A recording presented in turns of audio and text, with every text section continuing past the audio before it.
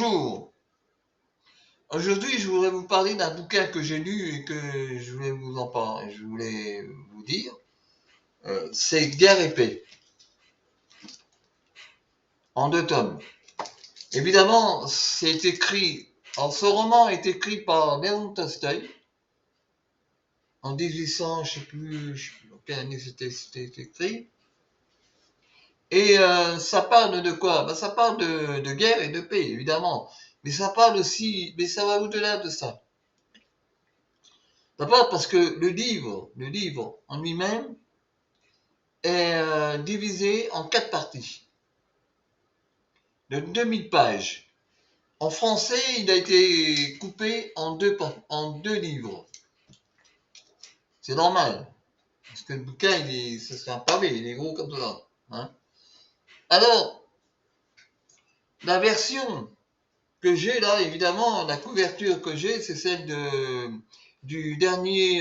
la dernière adaptation télévisée de Guerre et paix, que malheureusement je n'ai pas vue.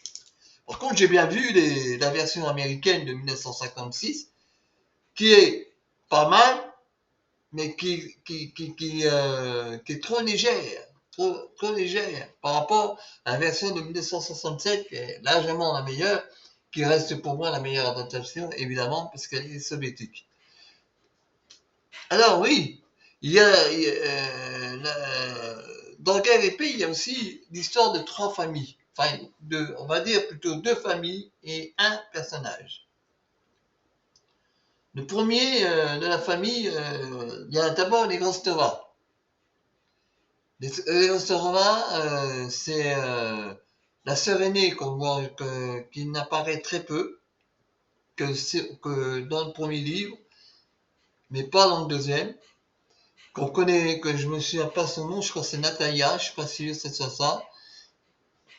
Le deuxième est Nicolas Rostova, qui est un des personnages principaux du théâtre de la tragédie de Guerre et paix.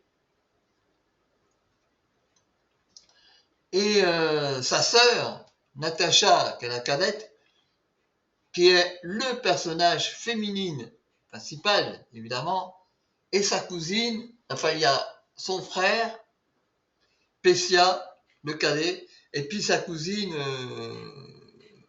Sonia. Voilà. Et puis nous avons aussi le comte et la comtesse. Voilà, ça c'est la famille Rostova. Et la famille Borowski, c'est aussi le vieux prince, le prince André qui est l'aîné, et Marie, la cadette. Ça c'est... Et puis il y a aussi, avec les Borowski, il y a mademoiselle Bourienne, qui est une enseignante, une gouvernante française, qui appartient aussi à l'univers de Guerre et paix. Et le docteur Dessalles, qui appartient à l'univers de Guerre et paix, mais du côté de la famille Rostova. C'est 2 Français en plus. C'est 2 Français. Alors l'histoire, elle est simple. Et puis il y a, et j'ai oublié de mentionner, évidemment, l'intermédiaire, le personnage, je dirais, le personnage central de l'histoire, c'est Pierre Bezoukov. Pierre Bezoukov, qui est un personnage extrêmement intéressant. Bien sûr, il y a des trucs avec Tolstoï que j'aime pas trop, comment ça s'appelle, la franc-maçonnerie et tout ça, parce que ça parle aussi de la franc-maçonnerie. Hein.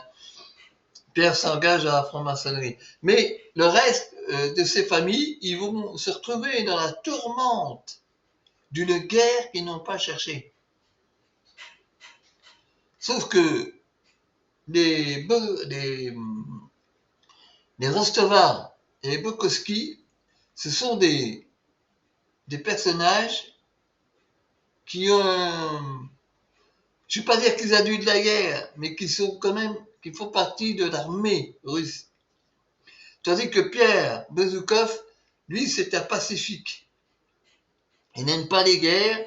Bon, il est feignant comme on peut, mais il n'aime pas les guerres et il va se marier avec une femme de mauvaise vie qui va lui Hélène Kouragine, qui est issue aussi d'une famille de mauvaise vie. le prince Brasil, son frère qui se joue de Natasha Rostova à un moment donné, tous ces personnages-là. Et puis nous avons dans ces personnages-là la qualité c'est que ils vont tous être menés à une guerre, mais aussi à un passé, à une, j'allais dire un passé, à une destination. Le prince André va s'engager dans l'armée de Kutuzov et il ne s'en sortira pas. De même, le frère cadet de Natacha, Pessia, lui aussi va mourir. C'est triste, comme ça. Parce que Tolstoï a voulu montrer que la guerre, que la guerre est la contamination et amène à tout. Elle amène à tout, évidemment, parce que la guerre amène non pas seulement à des gens tués par de la poudre à canon, mais aussi, elle amène aussi la famine. Et oui, la famine. Savez-vous qu'en 1918, la grippe espagnole a fait plus de morts que la Première Guerre mondiale réunie. Plus de morts. La grippe espagnole. C'est pas nouveau. Donc, évidemment, Tolstoï, qui était un ancien soldat, nous parle de ces guerres. Dans ces guerres, l'amour qui est en train de se construire. Puisque Pierre Bezoukov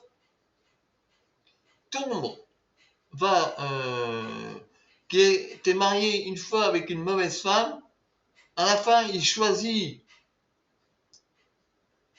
il rencontre Natasha Rostova et les deux êtres s'aiment. Ils tombent amoureux l'un de l'autre. Et bien sûr, il y a toute une histoire, tout un pan de l'histoire qui se découle avant qu'ils se décident de se donner la main dans la main. C'est beau, c'est la vie, c'est comme ça. Et puis, dans ces guerres, il y a aussi ceux qui ne la veulent pas. On parle des paysans. Les paysans ne veulent pas quitter leur territoire parce qu'ils ont travaillé dur. Vous savez que la sardine de Moscou a longtemps été... on a longtemps accusé que c'était les paysans. On a mis tout sur le dos des paysans. Mais non, on n'a jamais su comment s'est produit l'incendie. On n'a jamais su. Donc voilà. Et ça, Léo Tolstoï, il reste neutre là-dessus. D'ailleurs, il reste neutre sur Napoléon. Il raconte pas que Napoléon est le diable ou quoi que ce soit. Non. Il est vachement même en admiration devant Napoléon. Bien qu'il le critique aussi, mais sa critique est surtout parce qu'il est rentré dans un pays qui ne lui appartient pas. Ça, je vous l'ai dit, quand on rentre dans un pays qui ne vous appartient pas, n'y allez pas. C'est normal qu'à un moment donné, l'autre pays déclare la guerre. Le pays veut l'envahir.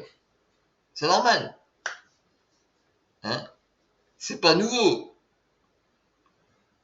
Il n'y a aucun pays qui veut que l'ennemi, d'un autre pays vient envahir son pays. C'est nouveau. Donc voilà pourquoi Guerre et paix, il faut le lire, pardon. Alors oui, il y a eu des adaptations au cinéma. Il y a l'adaptation, je la connais pas, celle de 1915, mais je connais l'adaptation de 1956.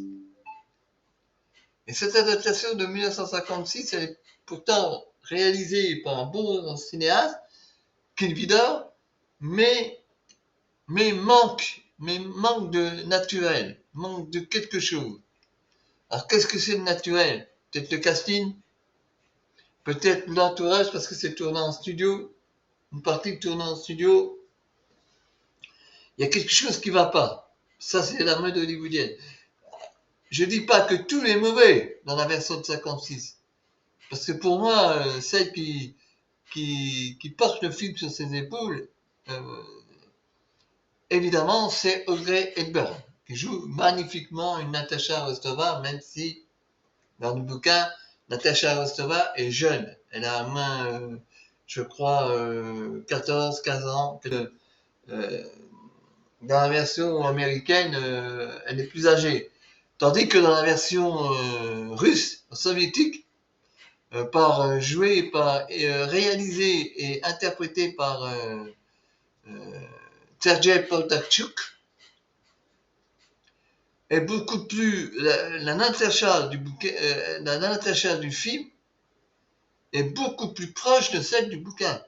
Et oui, parce que déjà Poltavchuk a mis 10 ans, de 61 à 1967. Pourquoi il a mis tout ce temps? Pour que l'actrice qui joue le rôle de Natasha grandisse et évolue selon l'âge du bouquin, selon le personnage de l'âge du bouquin. Ouais, parce qu'au départ, l'actrice n'a que 15 ans quand elle joue le rôle de Natasha. Et ça va durer pendant 6 ans. 6 ans de préparation, 6 ans de travail.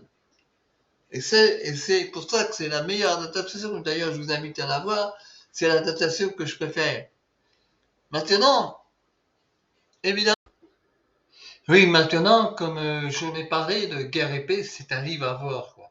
C'est un livre à lire pour comprendre ce que les Russes ont enduré pendant cette guerre. J'avais parlé de la famine, de la pauvreté, mais les froid qui a tué les Français. Et il n'a pas que tué les Français, il a tué dans les deux camps. Les Russes sont pas plus à l'abri du froid que les Français. Dans Guerre et Paix, les deux sont morts dans les camps. Pourquoi? Parce que ce qui a fait mourir les soldats, et même les civils, c'est la faim. Et comme la faim a fait mourir les soldats, c'est devenu un plateau tragédique. Parce que la guerre a tué de nombreuses personnes sur les champs de bataille, mais entre-temps, parce que n'oublions pas que Napoléon, quand il est arrivé en Russie, il avait la plus grande armée française, la plus grande armée. Parce que les Russes n'avaient pas une armée comme ça. Mais ce qu'il n'a pas calculé, Napoléon, parce qu'à l'époque, ils n'avaient certainement pas de météorologue, hein, c'est que quand on va conquérir un autre pays, il faut savoir ce que c'est ce pays. C'est un pays où il fait tout le temps, c'est un pays où la température est élevée parfois à en dessous de zéro. Et les soldats français n'avaient pas pensé à ça. Et dans Guerre et Paix, nous voyons tous ces trucs-là. On voit que les Français et les Russes vont mourir pas seulement de bataille, pas seulement à cause des morts, à cause de la bataille en général, mais vont mourir aussi, je vais dire des bêtises, mais dans Guerre et Paix, la famine, le froid et la pauvreté est mortelle. Voilà. Bon, je vais vous laisser pour la prochaine vidéo. Alors voici les deux livres. Guerre et Paix, première partie, deuxième partie. Guerre et Paix, deux bons livres à voir, à lire, si vous aimez beaucoup la littérature russe. Bon, à la prochaine vidéo. La prochaine vidéo sera celui-ci, Game of Thrones, tome 5. Vous allez voir que celui-là, ben il est long, hein, il y a un pavé. Hein. Mais c'est pour la prochaine vidéo. Allez, salut, bonne soirée.